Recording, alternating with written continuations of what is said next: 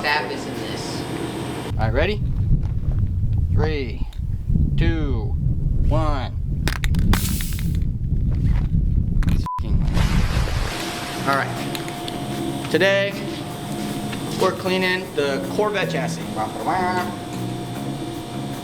So we're gonna go through. We're using KBS Rust preventative products. We're gonna brush this thing down, spray it a lot with different chemicals, different water, and then we're gonna paint it. And then we're gonna put Corvette parts on it. Whoa! We have lots of upcoming videos using this chassis. It's a little dirty, a little rusty. It's not too bad. It's in good shape.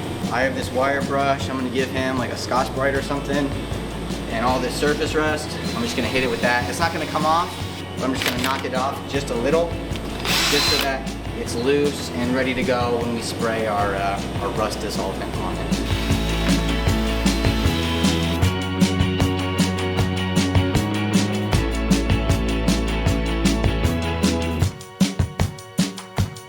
We got our hot water for our KBS clean mixture. Now I couldn't find a marked ratio for this dilution, so I think I'm just gonna kind of go for like a 1-to-1. Using KBS clean, gotta break the seal. I'm gonna fill this thing up because we do need a lot. We want to clean it completely with this before, and then we rinse it before it's dry. I'm just gonna start with the front and move our way back. So I spray this down, and then we use the same thing. So we use Scotch Brite, scouring pad, or wire brush on all this.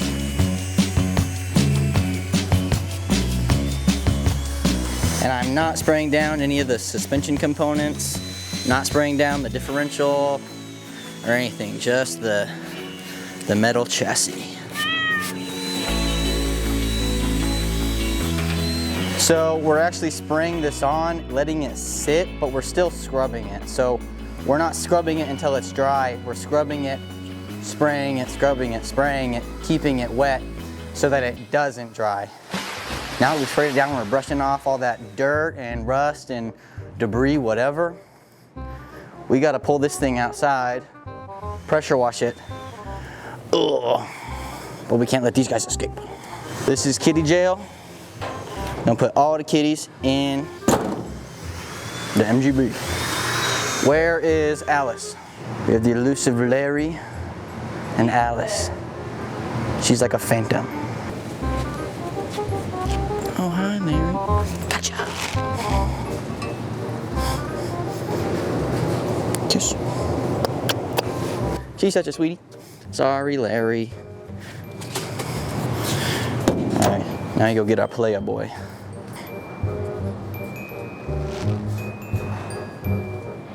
Okay, so now let's go ahead here. Let's open this. Since we don't have a place for this shelf, I'm just gonna move it for now.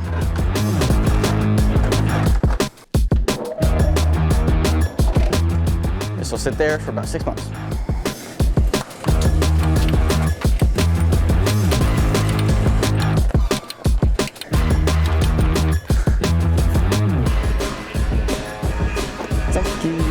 And this pressure washer isn't anything crazy. I think it's like max is like 2,500 PSI. It's pretty weak.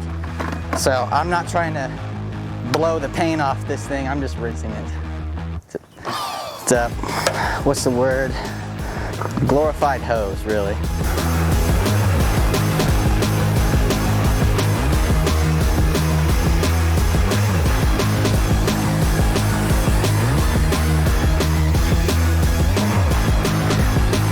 We got Mr. Brock Summers over here.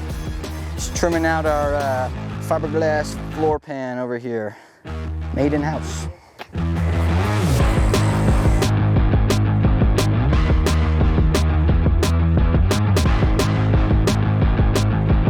KBS Rust Blast. This will actually help eat the rust and get our metal and paint looking clean. Previous stuff, that was just cleaner. This is the real deal.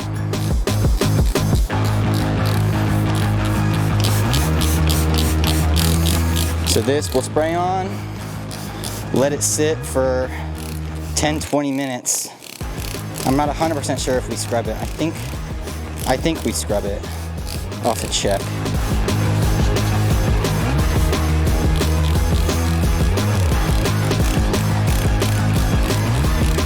Now let me check the directions really quick.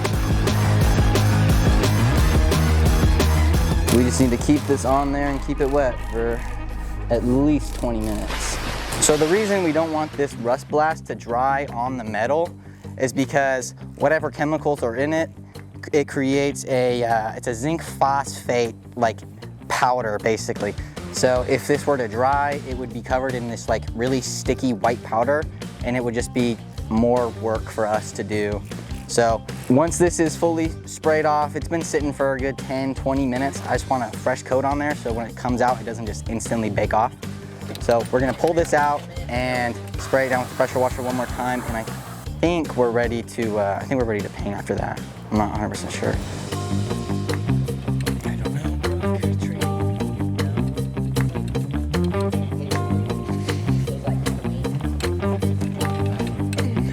Got our chassis all dried off, ready to go ahead. Move on to step 3, rust seal. So this is like a resin-based sealant. So that means this lid is gonna be super stuck on here. It's been shipped, it's been out in the heat, it's been a while since we got it. So I'm gonna go over here, you can follow maybe. I'm gonna go over here and grab a paint key. Okay.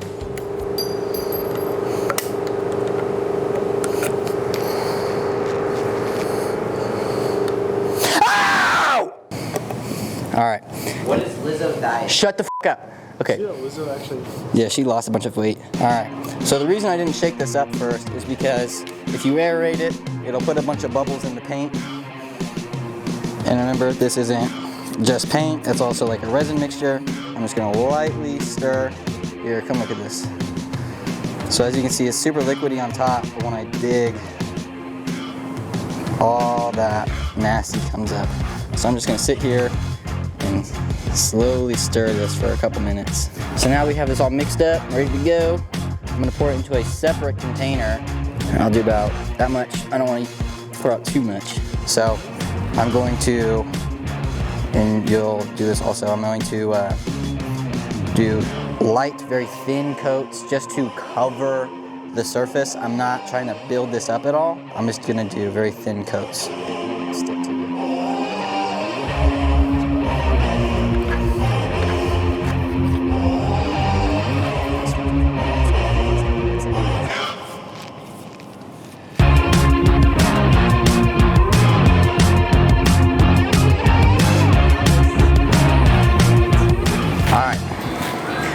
Got the floor pan on the chassis. We have our firewall. It's just kind of mocked up here with some screws. That one just came out.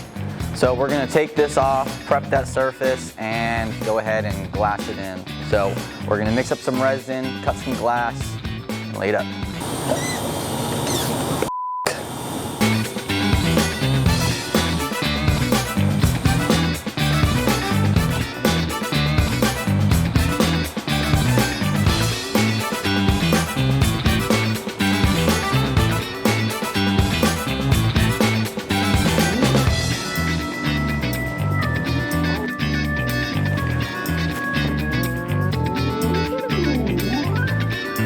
So this is all prepped and ready for resin, except for one thing. We need to spray this with acetone to kind of wipe off any extra dust or grease. The dust is fine, but these were just painted like a day ago, so I just want to make sure that there's no oil or grease or anything that could prevent any kind of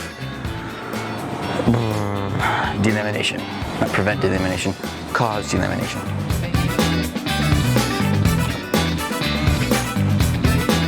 So I'm just gonna cut this in like 2-3 inch strips, probably 3, yeah. And then I'll cut those in half. Because this is basically just paper mache. Instead of paper, it's fiberglass, and instead of glue and water. Ready. Oh my God!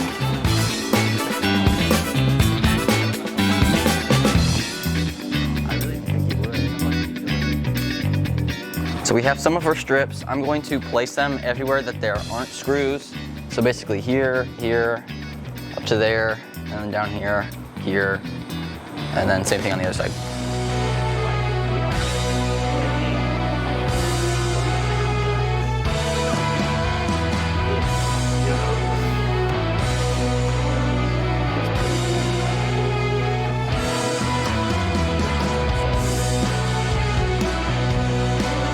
So we have this fully glassed in. I'm going to put these IR lights on. These basically help the resin do its chemical reaction faster because it's exothermic. It gets hot. When it gets hot, it cures. This will get it hot, easy. So I'm just gonna put these on the back and warm it up from behind. So once this cures, I will pull all the screws out. I'm gonna run through the back with Duraglass, which is basically fiberglass body filler, and get rid of all these air pockets, and this will be a finished product. We've got this 327 that we pulled out of our 59 Corvette chassis. This is the original 4-speed T10 transmission. We're gonna remove this and the original bell housing. That's also gonna come off. We're gonna replace the bell housing with a brand new cast aluminum bell housing that we picked up from American Powertrain. This is a Lakewood model. I'm gonna put the new bell housing on. I will index this later on, but for now, this is, like I said, this is just a test run. So we're just test fitting all of our components.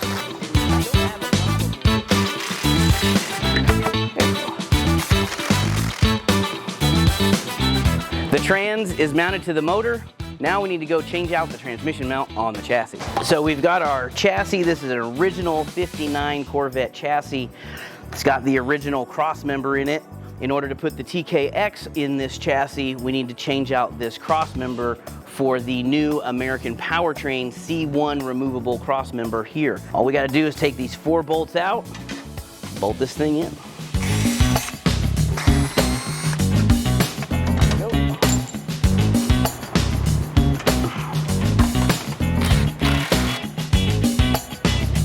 Got the trans mount in. Now, let's drop in this engine.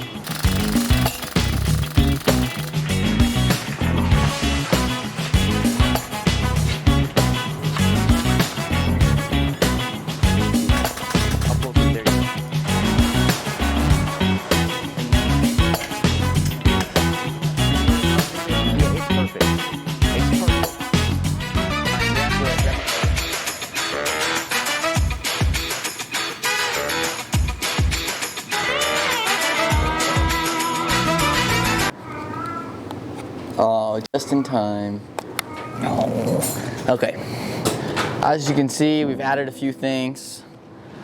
Bro says, huh. God damn it. So we've added a few things. We got our floor pan mounted. We got this shorty column for a few demonstration videos coming soon. Little chair, solid, and shingle gas pedal for real race car drivers. So our chassis is finished. It's been fully rust sealed, it's been painted. This thing will never rust ever again. So this chassis will be featured in several demonstration videos, so stay tuned for those. Like, subscribe, and thanks for watching. Perfect.